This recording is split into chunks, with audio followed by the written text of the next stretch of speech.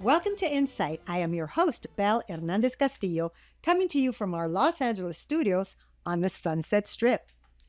Our show gives you a look into the vibrant world of entertainment by speaking to the actors, filmmakers, and power brokers who create the films and TV shows you watch. So let's get started. Today, my guest is actor, director, and writer Enrique Castillo, who is most recognized for his role as Montana in the cult film Blood In, Blood Out, directed by Taylor Hackford. He recently went behind the lens to co-direct the documentary Ugly Little Monkeys about the origin of the youth mariachi movement in the U.S. We talked to him later in the show. First, some insight. According to the U.S. Census Bureau, the county of Los Angeles is comprised of 88 cities, Hollywood being one of them, with a total population of 12,598,000 people. It is a county that is home to almost every race and nationality, and the largest ethnic group in the county is Latino. In LA County, Latinos account for 48% of the population. Of that number, 36% are of Mexican heritage. It is no wonder that mariachi music, Mexican food, and celebrations like Dia de los Muertos are so popular. And according to SaveTheMusic.org, mariachi music has made its way into the U.S. culture, gaining popularity in California, the Southwest, and eventually throughout the nation. However, mariachi music is not only popular in the U.S., its popularity has reached the world over. Wikipedia defines mariachi groups as an ensemble of musicians that typically play ranchera, the regional Mexican music dating back to at least the 18th century. Mariachi groups typically include guitarists, violinists, and trumpeters. They are known for their musical style, which often includes songs about love, death, and betrayal. But how did the popularity of mariachi music in the U.S. begin? Our guest Enrique Castillo, who co-directed the documentary Ugly Little Monkeys, has some insight into that question. So don't go away. We'll be right back with that interview.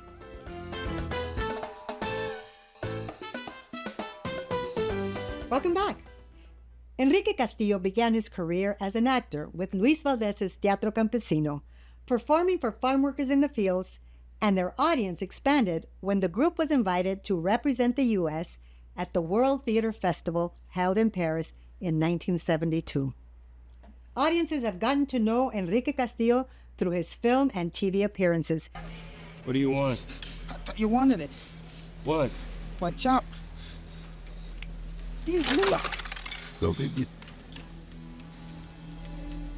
I don't want his pork chop.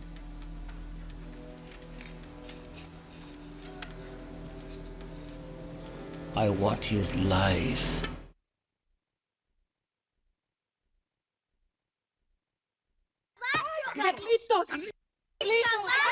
Jimmy! He's your kid, man. Hey, you think you're better than anybody else? Just get him out of here. Photograph for your investigation, right? There's plenty in the house, plenty to choose from. That's okay. But if you have keys to a house, I would appreciate it. Lo trajeron ayer. Las computadoras no sirven. ¿Qué quiere que yo le haga? Talk to somebody who's... Let me deal with this. Getting angry is not going to help. Me sacó la lengua. ¿Qué tal si te arranco la lengua y te la meto en el... His body of work has garnered him fans from around the world. But today, we will be talking to him about his documentary, Ugly Little Monkeys, the story of a cultural phenomenon, Los Changuitos Feos de Tucson, which was founded in 1964, a youth mariachi group which is credited with starting the youth mariachi movement across the U.S. Uno, dos, tres. They were kids from the barrio. Some musicians. Others had never picked up an instrument. He said, Tiger, you're sharp. And I said, thank you, Father. I didn't know the difference between sharp or flat, you know. Give him the quote. You can be cute for 30 seconds, but after that, you better be a damn good musician.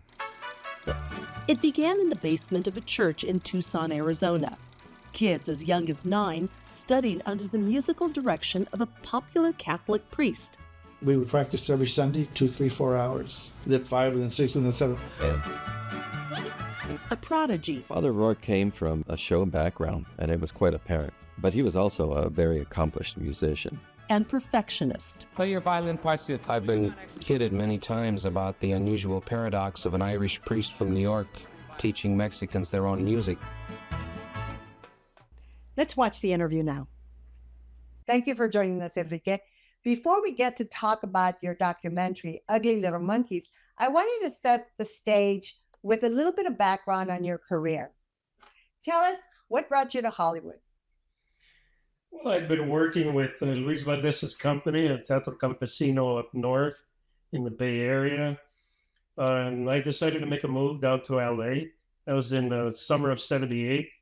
And it just so happened that Luis was getting ready to produce the world premiere of his play Zoot Suit.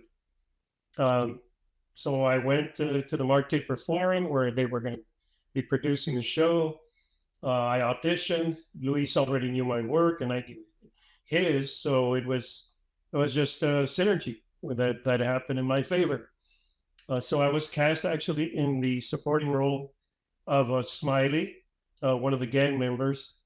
And then when Danny left the show, when we moved over to the Aquarius Theater, because the play was very successful in its run at the Taper, Danny left the show, and that was prior to the show going to Broadway in New York. And so they were recasting for the company that was going to stay in LA. So I auditioned along with other actors, and because I was familiar with the role already, I was Danny's understudy. Luis just decided that I would be the best one for continuing the role in LA. That's I was fortunate that I was cast in it as the lead, and I was in the show for actually an entire year that I worked on it, but in the lead role, about 10 months. And would you say that was a catalyst for the roles that were to come? Because after you did the play, your 10 months doing the lead role, you were cast in some really wonderful roles. And would you say that Zoot Suit was an avenue that got you seen and got you started in film and TV here?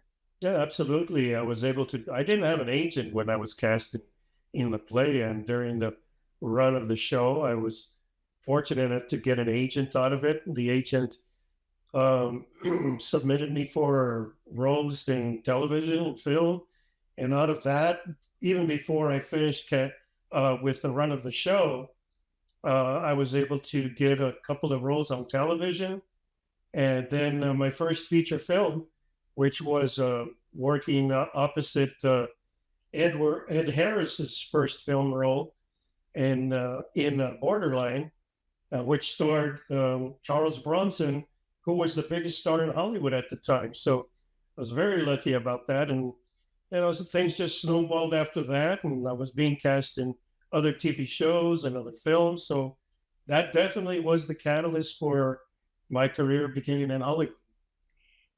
Yes, you were also cast in The Waltons as a Latino in the military, which was a really wonderful show. But there was also another short film that you did, which was actually nominated for an Oscar. And in this short film called Graffiti, you played the lead. And what was unique about that film was, first of all, it was an AFI film directed by a very talented director, Matthew Patrick, and produced by a talented lady named Diane Costello.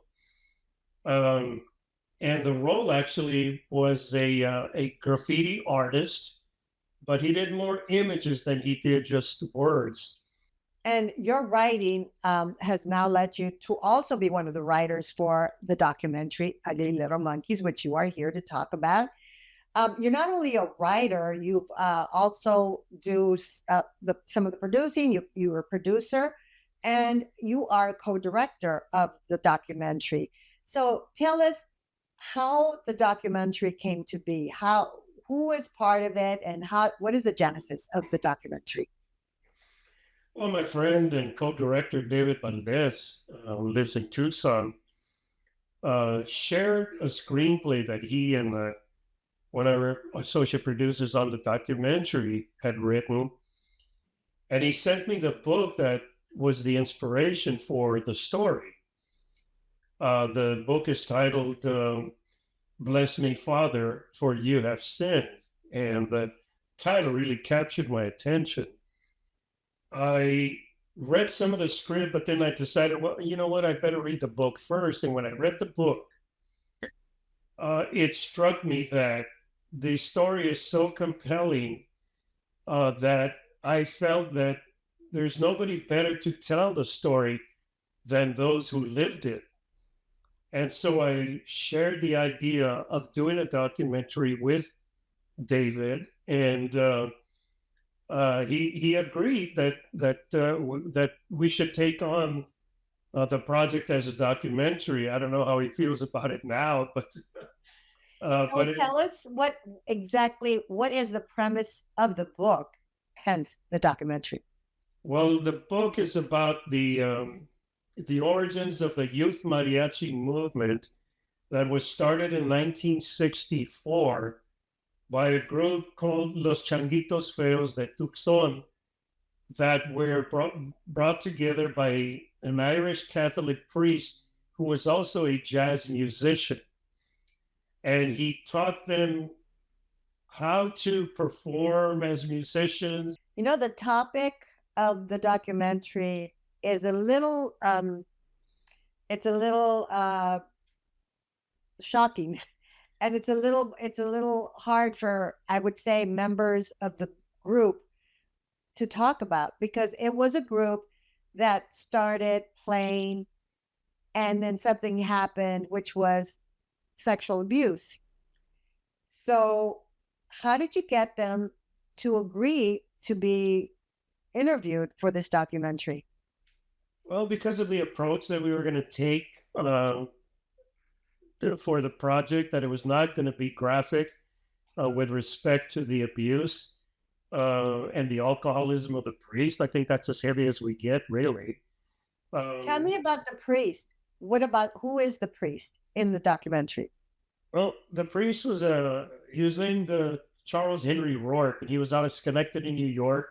And prior to his being ordained in the ministry, he was an exceptional jazz musician, a piano player, who had played with people like Sarah Vaughan or Duke Ellington. And then when he was ordained, he moved to Tucson, and he became enamored with mariachi music through a fellow priest.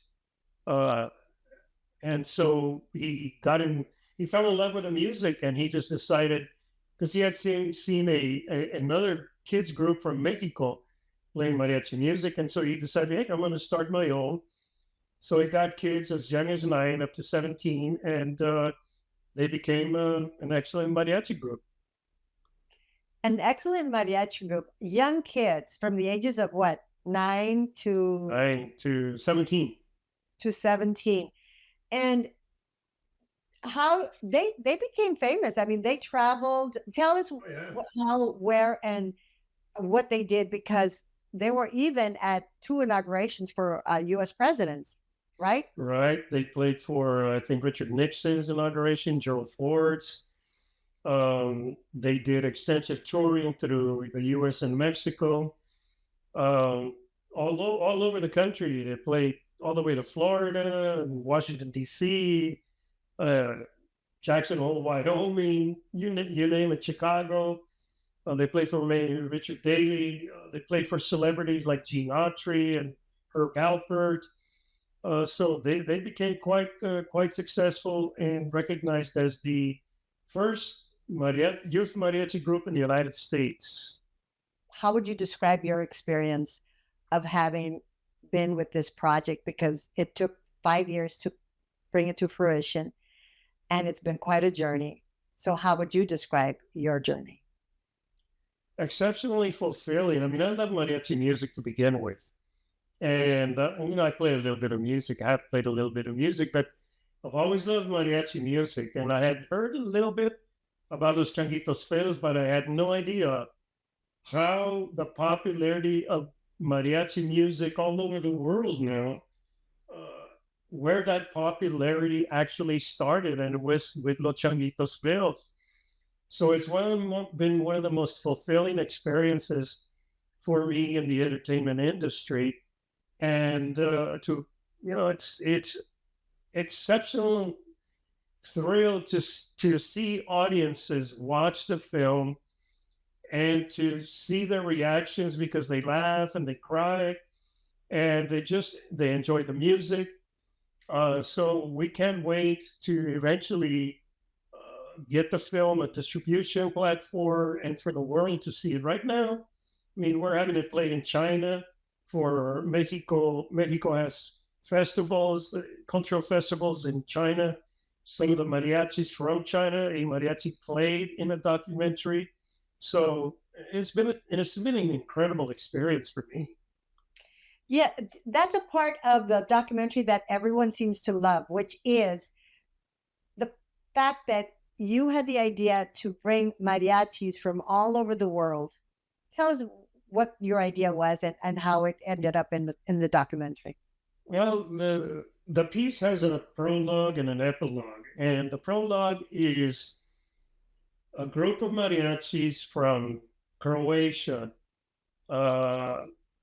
New Zealand, England, China, Japan, Portugal, Italy, all intercut, playing what is considered the second national anthem of Mexico, the Mariachi Son de la Negra. So they all played it and filmed themselves playing it, and that's what you hear and see in the beginning of the project. So mariachis are popular all over the world. That is to say. Okay, so that's an amazing. I've seen the documentary. It's got so much heart. It makes you want to cry and get mad, and you go through all the feelings.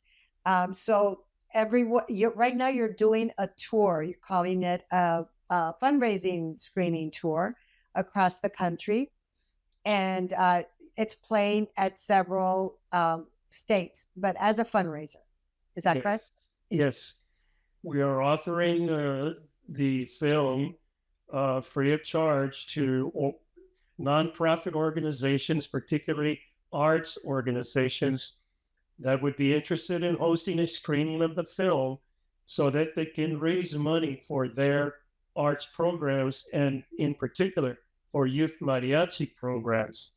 So there's a 3-level participation they can choose from, and that way, we and the Changuitos give back to the community in the only way that really they can, by sharing their legacy of their contribution to American history of mariachi, because they were all American citizens. They're all American citizens. They were not from Mexico.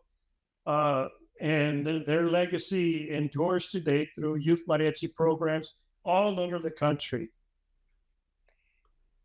I hear that the Changuitos Feos are credited with starting that movement of mariachi groups in schools, in cultural centers, all across America, like you said.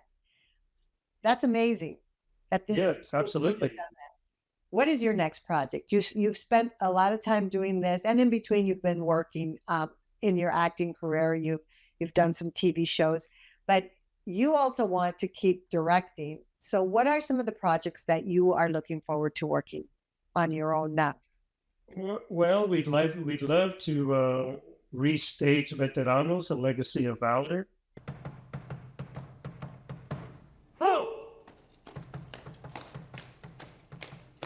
Taking pride in and raising public awareness of the Hispanic tradition of service to country are the driving forces behind Veteranos, Legacy of Valor, a touring theatrical presentation celebrating Hispanic American Medal of Honor recipients. These are American stories. The history of Latinos in America's defense and in our society in general. It's for every American who is and should be knowledgeable about everybody else's culture in this country. We might be able to get along better. I have a script that's in different genres. One of them is a Western, which has modern themes in 1875, like profiling, for example.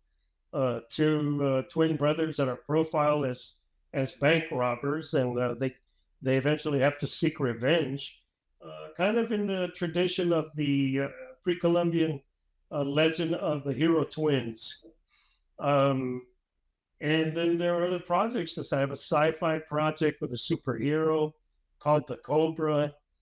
I've often been asked, am I thinking about doing a sequel to my novel, which is The Dead of Summer, because the story continues. And that novel is an award-winning novel, which actually started off as a screenplay. Yes. And then turned into a book. That's great because intellectual property is everything. So good luck to you. Hope those projects, now that you have some more time to focus on, they come to fruition. But where can people follow you in case they want to keep up with the documentary, with your new upcoming projects that you might be acting in or producing and directing? The Ugly Little Monkeys website. So you can learn more about the film there and all the filmmakers that are involved. Edward James Olmos, Justin Cranberry, Marcia Grand, executive producers. So it goes on and on. And so those are ways to get in touch with me, follow what I'm doing and what I plan in the future. And everyone, please look out in your area for maybe screening of Ugly Little Monkeys. You can also go to uglylittlemonkeys.com and join the mailing list so that you know if this documentary is coming to a theater near you in the future after the fundraising screenings are done with. Then this is nice because you're raising money for more mariachi education, yes, which is fabulous. But sooner or later, the documentary will be released. So please go to uglylittlemonkeys.com, join the mailing list, and you will see when they're going to be releasing in your area. So thanks so much. Yes, if there is a not-for-profit arts organization or any really organization that wants to host a screening, they can get in touch with us through the website, or they can email me 1949cobra@gmail, and we'll all share the information, and we can send you a deck so that you can see the levels of participation and how to host a screening of the film. Thank you so much for joining us on Insight. Thank you, Enrique, for your insight into the origins of mariachi in the U.S. For updates on the Ugly Little Monkeys documentary and its film screening tour, please go to www.uglylittlemonkeys.com. We look forward to seeing the documentary. And stay tuned. We'll be right back.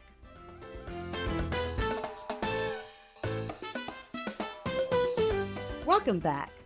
According to HispanicOutlook.com, the strident, joyful notes of guitars, vihuelas, guitarrones, violins, and trumpets playing in unison are increasingly heard throughout the hallways of public middle and high schools, as mariachi programs become more and more popular across the country.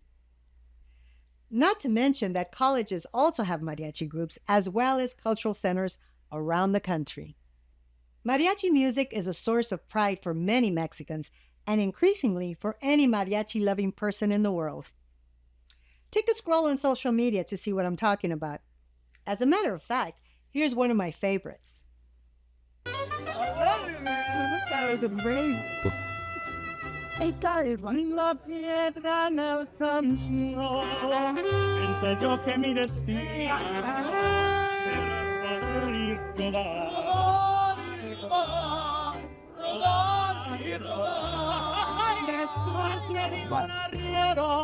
que no hay que llegar primero, pero hay que saber llegar. Los Changuitos Feos were responsible for bringing mariachi music to America. As Rubén Fuentes, one of the premier composers of mariachi music, is quoted in the documentary as saying, "It was because of Los Changuitos Feos that Mariachi Vargas and mariachi music became popular in the United States."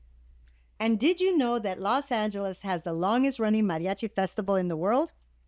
Mariachi USA, produced by founder Rodri Rodriguez at the famous Hollywood Bowl in Los Angeles. Now at 11, the unmistakable sound of traditional Mexican music in the air at the Hollywood Bowl. The 34th annual Mariachi USA Festival took place. The best mariachis from the U.S. and Mexico performed. Fans flocked to the bowl every year for the sensational music and plenty of dancing. There was a grand finale fireworks show as well. Make sure to check out mariachiusa.org for the next performance if you plan on visiting LA. And we leave you with this, a clip from the documentary Ugly Little Monkeys, featuring mariachi groups from around the world performing La Negra, a song considered to be the most iconic mariachi song.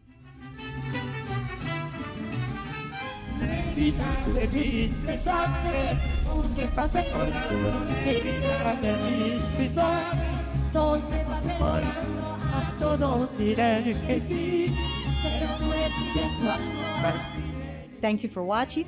We'll see you next time. Thank